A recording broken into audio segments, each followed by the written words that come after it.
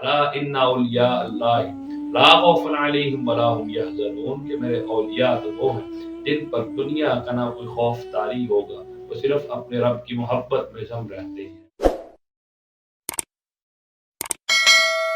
बिस्मिल्लाहिर्रहमानिर्रहीम, अल्हम्दुलिल्लाहि रब्बिल आलमीन, वमा अर्सलनाका इल्ला रहमतल लिल आलमीन। बाद खुदा बुजुर्ग दुई किस्सा मुख्तसर। नाज़रीन, प्रोग्राम फ़िक्र सुकून के साथ आप सब के सुकून की फ़िक्र लिए मैं हूँ आपका मेज़बान अज़हर इकबाल साहब। नाज़रीन मोहतरम, आज हम जिस हस्ती का ज़िक्र आपके सामने पेश करने जा रहे हैं, यकीनन वो हस्ती किसी तारुफ की मोहताज तो नहीं है।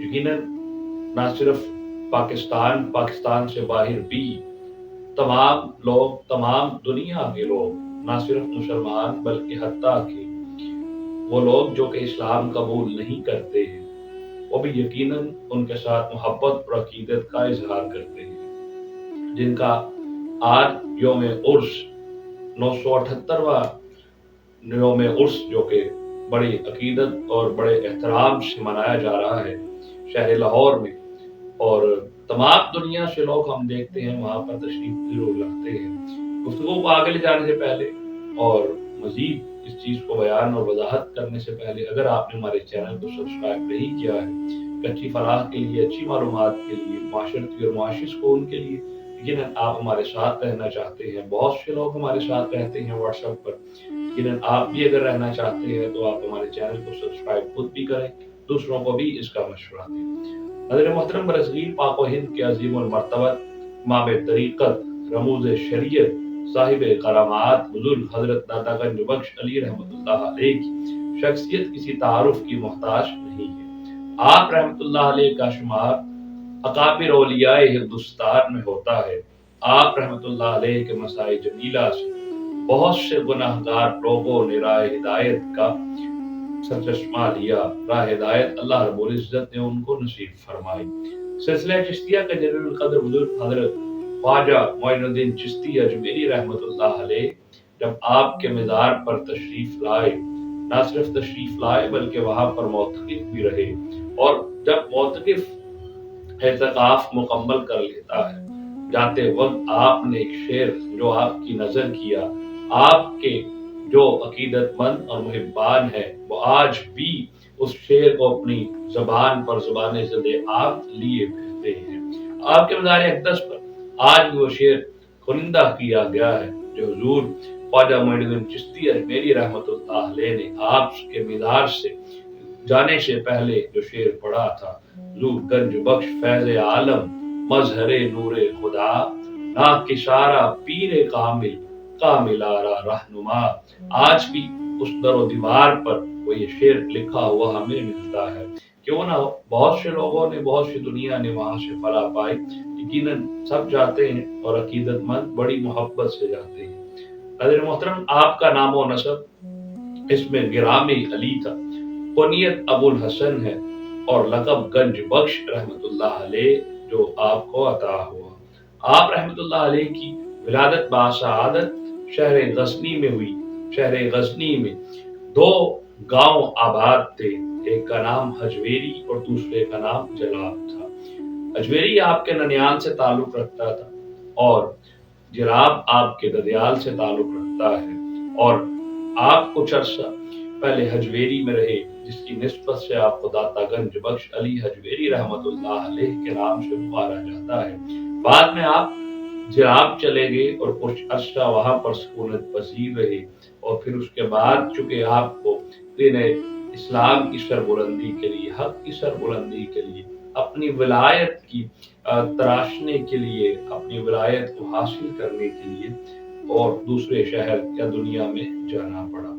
हज़रत मोहतरम, आप रहमतुल्लाह अलैह ने कश्फुल महजूब के आगाज में अपना नाम अबुल हसन अली बिन उस्मान बिन अबी अली अल जराबी अल गजनवी अल हजवेरी रकम किया है।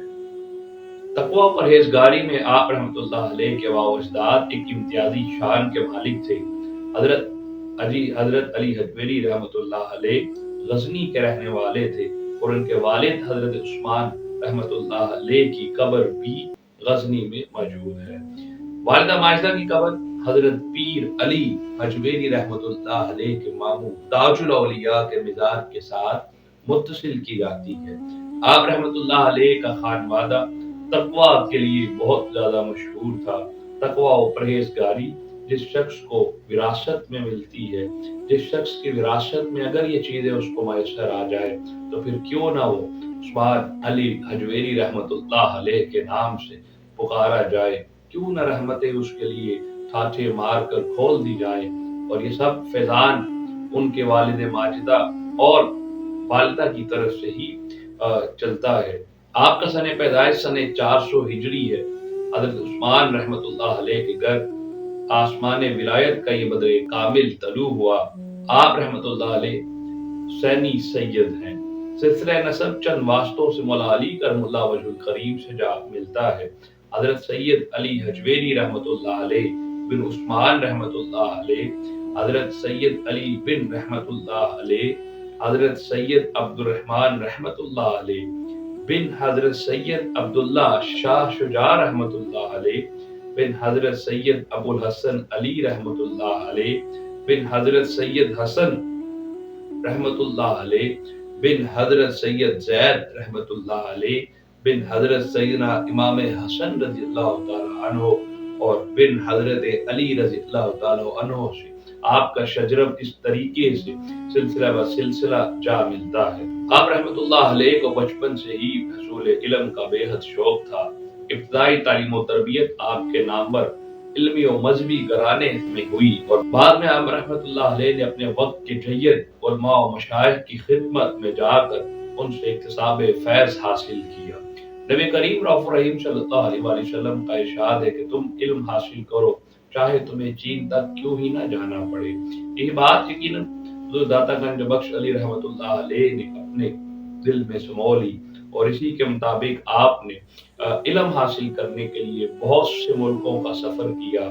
آپ نے اپنے فیضان دینے کے لیے، علم کی روحانیت حاصل کرنے کے لیے بغداد شریف کا سفر کیا، فارس کا سفر کیا، مدائن کا سفر کیا، کوہستان جانا پڑا، آذربائیجان، تبرستان اور خوزستان کا سفر کیا اور وہاں کے مشہور علماء و مشائخ سے فیضیاب ہوئے، جس کے بعد آپ کو تفسیر، حدیث اور فقہ پر یقیناً بہت زیادہ عبور حاصل ہو گیا۔ قرآن مجید میں اللہ رب العزت نے ارشاد فرمایا کہ اے ایمان والو اللہ سے ڈرو اور اس کی طرف آنے کے لیے وسیلہ تلاش کرو، پھر اسی اللہ کی راہ میں مجاہدہ کرو تاکہ تم فلاح پا سکو۔ پیر کامل کی تلاش کو شروع کر دیا۔ آپ رحمۃ اللہ علیہ کی ملاقات سلسلہ جنیدیہ کے جلیل القدر روحانی بزرگ حضرت شیخ ابو الفضل محمد بن حسن ختلی رحمۃ اللہ سے ہوئی، جن کے دست حق پر آپ رحمۃ اللہ علیہ نے بیعت سے مشرف ہوئے۔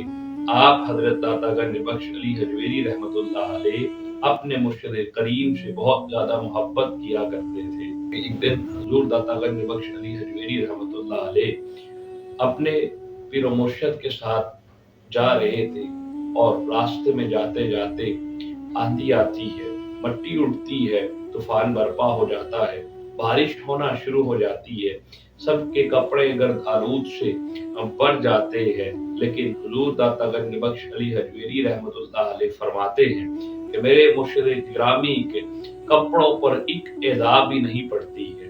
تو میں اس سوچ و بچار میں مبتلا ہو جاتا ہوں کہ یہ کیسے ہو سکتا ہے، ہم سب کے کپڑے بہت زیادہ بھیگ بھی چکے ہیں اور گندے بھی ہو چکے ہیں، میلے کچیلے بھی ہو چکے ہیں۔ تو میں نے عرض کی حضور یہ سارا مقام اور مرتبہ اللہ نے آپ کو کیسے عطا فرمایا ہے؟ آپ فرمانے لگے کہ جب سے میں نے اپنے دل سے حسد کو نکال دیا ہے، اللہ رب العزت نے اس وقت سے مجھ پر انعام و اکرام کی بارشوں کا نزول کر دیا ہے۔ آپ رحمۃ اللہ علیہ کو سیر و سیاحت کی فطرتی رغبت تھی۔ حیات مبارکہ کا بیشتر حصہ اس لیے مختلف ممالک میں گزارا۔ آپ رحمۃ اللہ علیہ نے روحانی کسب و کمال کے لیے تمام اسلامی ممالک کا سفر کیا اور گلی گلی کریا کریا جا کر علوم و فنون و علوم حاصل کیے جو آپ حاصل کرنا چاہتے تھے۔ ناظرین اب بات اس طرف چل پڑی ہے کہ جو بات ہم چونکہ شہر لاہور کے ہم خود مکین ہیں، شہر لاہور میں آباد ہیں، ایک دن حضور گنج بخش رحمۃ اللہ علیہ آپ کو بشارت دی گئی کہ آپ کو لاہور کا قطب بنا دیا گیا ہے، یعنی آپ کو لاہور سپرد آپ کے کر دیا گیا ہے، آپ کا لاہور جانا ہے۔ پھر جب یہ بشارت آپ کو ملی، آپ نے وطن غزنی کو خیر آباد کیا اور لاہور میں آ کر اس کا ڈیرا لگا لیا۔ آپ رحمت اللہ علیہ کے ساتھ جو شخصیات تشریف لائی، اس میں حضرت شیخ احمد حجازی رحمت اللہ علیہ آپ کے ساتھ تشریف لائے، اور حضرت شیخ ابو سعید حجویری بھی لاہور آپ کے ساتھ تشریف لائے۔ آپ کی آمد سے آج بھی لاہور خیر و آباد ہے۔ آج بھی لاہور میں ہم دیکھتے ہیں جب بھی میلہ شروع ہوتا ہے، آپ کا عرس شروع ہوتا ہے، پوری پاکستان سے نہ صرف بلکہ پوری دنیا سے عقیدت مند اپنی محبت اور عقیدت لیے، آپ کا عقیدت کا احترام اپنے دل میں لیے آپ کے مزار اقدس پر حاضر ہونے کے لیے حاضری دیتے ہیں، اور بہت سی جگہوں سے لوگ اکٹھے ہوتے ہیں۔ یقیناً یہ آپ کی تعلیمات اور روحانیت کا ہی فیضان ہے کہ آج شہر لاہور پاکستان کا ایک بہت بڑا رقبہ، بہت بڑا شہر جانا جاتا ہے، جہاں پر لوگوں کو بہت سا روزگار میسر ہے۔ لوگ معاشی اپنی حاجات کو پورا کرنے کے لیے شہر لاہور کی طرف تشریف لاتے ہیں۔ نہ صرف یہاں پر ان لوگوں کی معاشی ضروریات پوری کر دی جاتی ہیں، بلکہ جو لوگ آپ کے مزار اقدس پر جا کر اپنا علمی فیضان بھی حاصل کرنا چاہتے ہیں، انہیں روحانیت کے سلسلے میں اور تمام فیضانیت بھی عطا کی جاتی ہے جو اس چیز کی عقیدت رکھتے ہیں۔ وہاں پر چونکہ ایک مسجد بھی آباد، جہاں پر لوگ 5 وقت اپنے رب کی بارگاہ میں سجود و قیام کے لیے حاضر ہوتے ہیں۔ اللہ رب العزت کے اس کی صدا بلند کی جاتی ہے، آزاد دی جاتی ہے، درود السلام آپ کے آستانے پر جب دیکھے پڑھا جاتا ہے۔ یہ وہی اللہ کے اولیاء ہے جن کے لیے اللہ رب العزت نے قرآن میں فرمایا، الا ان اولیاء اللہ لا خوف علیہم ولا ہم یحزنون، کہ میرے اولیاء تو وہ ہیں جن پر دنیا کا نہ کوئی خوف طاری ہوگا، وہ صرف اپنے رب کی محبت میں ضم رہتے ہیں۔ ہم یقیناً اس بات کو دیکھ سکتے ہیں، جو شخص اپنے رب کی محبت میں گرفتار ہو جاتا ہے، جو شخص اپنے رب کے ساتھ اسی کا ہو جاتا ہے، وہ دنیا میں رہے یا نہ رہے، دنیا سے چلا بھی جائے، اس کے جانے کے بعد بھی یقیناً اللہ رب العزت نہ صرف اس پر رحمت فرماتا رہتا ہے، بلکہ اس کے آستانے پر آنے والے لوگوں پر بھی خصوصی رحمتیں بھی نازل فرماتا رہتا ہے، اور ایک علمی فیضان، روحانی فیضان، ان کی حاجت ربی کا اور لوگوں کو نوازنے کا اللہ رب العزت یقیناً اس کو جاری و ساری رکھتا ہے۔ ناظرین، ہم دیکھ سکتے ہیں کہ حضور داتا گنج بخش علی حجویری رحمت اللہ علیہ کے آستانے پر آج بھی لاکھوں غربا لوگ وہاں پر آتے ہیں اور اپنی بھوک اور افلاس کو مٹاتے ہیں۔ انہیں وہاں پر اللہ نے رزق عطا فرما رکھا ہے۔ لوگ وہاں پر بہت سا کھانا لنگر کی صورت میں آ کر اپنی عقیدت کا اظہار کرنے کے لیے تقسیم فرماتے ہیں۔